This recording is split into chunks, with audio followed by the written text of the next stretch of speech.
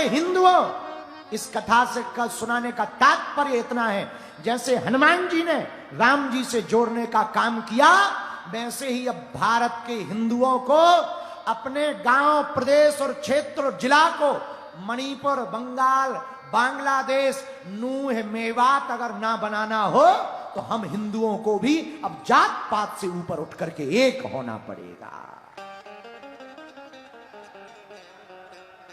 तभी काम चलेगा। भारत को अगर बचाना है तो हम लोगों को एक होना पड़ेगा, अब बाहर निकलना पड़ेगा।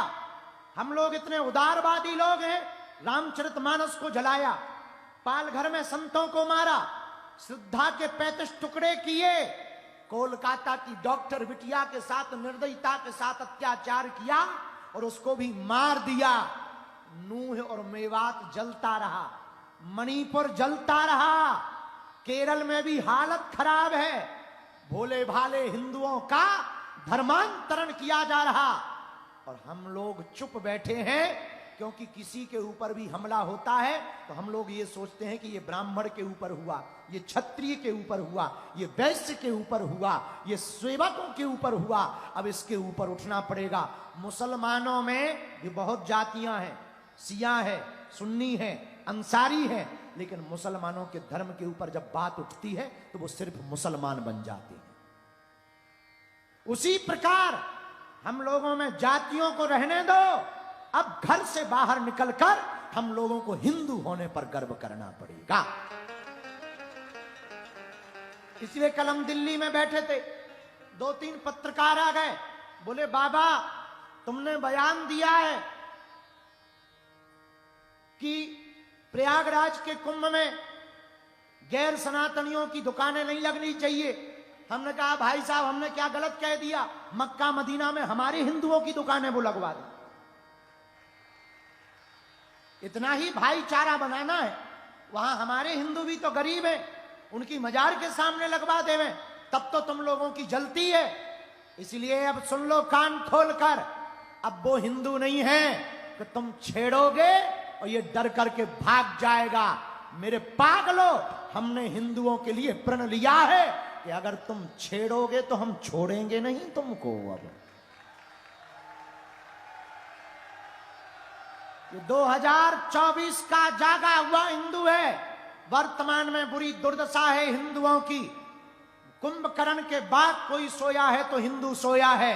कथा से केवल हिंदू हिंदू कहने से और तिलक लगाने से हिंदू राष्ट्र नहीं बचना है।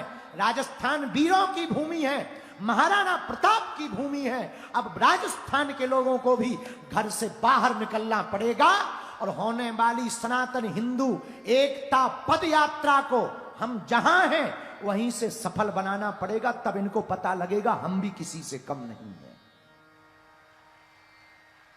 हम कल चले आ रहे थे हवाई जहाज पे, एक सज्जन हमें ज्ञान पेल रहे थे, बोले आप हिंदू मुसलमान करते हो, आप ऐसे बयान देते हो कि आग लग जाती है।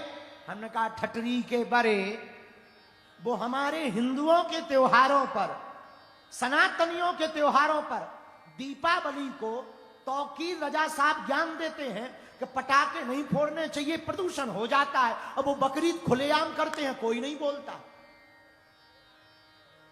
हमने बोल दिया तो आग लगती है। हम प्रचारक भी हैं सनातन के और विचारक भी हैं। इसलिए भारत के हिंदुओं, राजस्थान के लोगों, हम अपने लिए नहीं जी रहे, अपने प्राणों की बाजी हम लगाए हैं ताकि तुम्हारी बहन बेटियों को कोई उंगली उठा करके लब जिहाद में ना ले जाए। तुम्हारे देश में 500 साल तक तुमसे ही राम के होने के सबूत मांगे गए और तुम चुप रहे। तुम्हारे कृष्ण जहां अवतरण लिए वहां तुम्हारा मंदिर नहीं बनने दे रहे और तुम चुप हो। तुम्हारे ही देश में रामचरितमानस को सरेआम जलाया, जिसे तुम्हारे पूर्वजों ने मस्तक पर लगाया था, और तुम चुप हो। पालघर में संतों को पत्थर कर करके मारा और तुम चुप हो। तुम्हारे ही राजस्थान में कन्हैया लाल नाम के दर्जी को छुरा भोंक करके मारा और तुम चुप हो। तुम्हारे मंदिरों को वो तोड़ते हो, तुम चुप हो। हमसे कहते हो कि तुम हिंदू मुसलमान मत करो। हम हिंदू मुसलमान नहीं करते हैं, हम तो सिर्फ हिंदू हिंदू करते हैं। और किसी को बुरा लगता है तो लग जाए, मत आओ कथा में, मत सुनो हमारे प्रवचन। तुम्हारी टीवी है, बंद कर दो। हमारे तन में जब तक प्राण रहेंगे हम हिंदुओं के लिए बोलेंगे, हिंदुओं के लिए लड़ेंगे। अब हमने विचार कर लिया मंचों से हिंदू राष्ट्र नहीं बनना है। अब हम गांव गांव जाएंगे, पद यात्रा करके हिंदुओं को जगाएंगे, और जो छेड़ेगा उनको अब छोड़ेंगे नहीं। इसलिए भारत के लोगों, हम अपने लिए नहीं जी रहे हैं।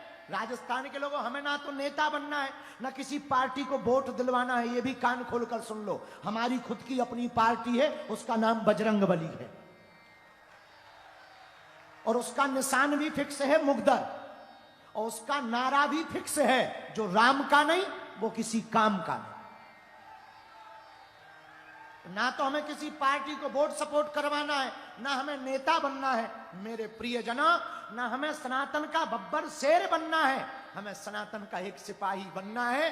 हम चाहते हैं तुम्हारी रामायण को कोई ना जलाए, तुम्हारे चंदन पर कोई मजाक ना बनाए, तुम्हारी बहन और बेटी किसी जगह पढ़ने जाए तो निर्दयी और अत्याचारी उसको हवस की निगाह से ना देखे,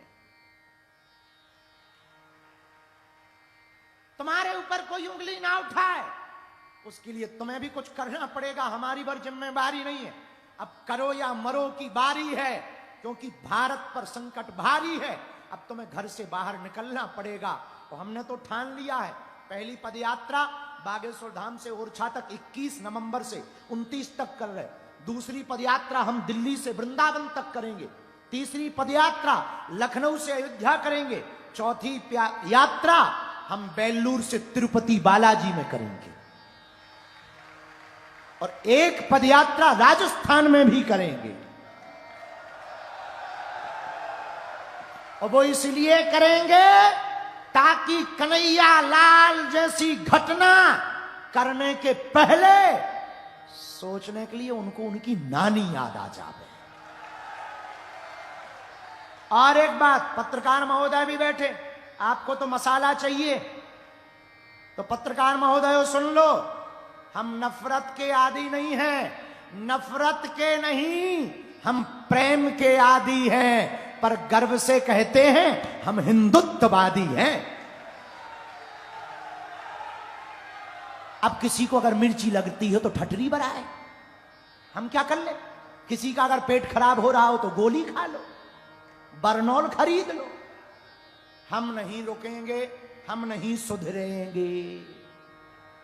और बोलो, हम यहां आए थे राजस्थान में, इसके ठीक पे कुछ एक डेढ़ साल हो गए। उदयपुर के कुंभलगढ़ में हरे झंडा लगे थे, हमने प्रवचन ठोक दिए, 2 लड़का चढ़ गए,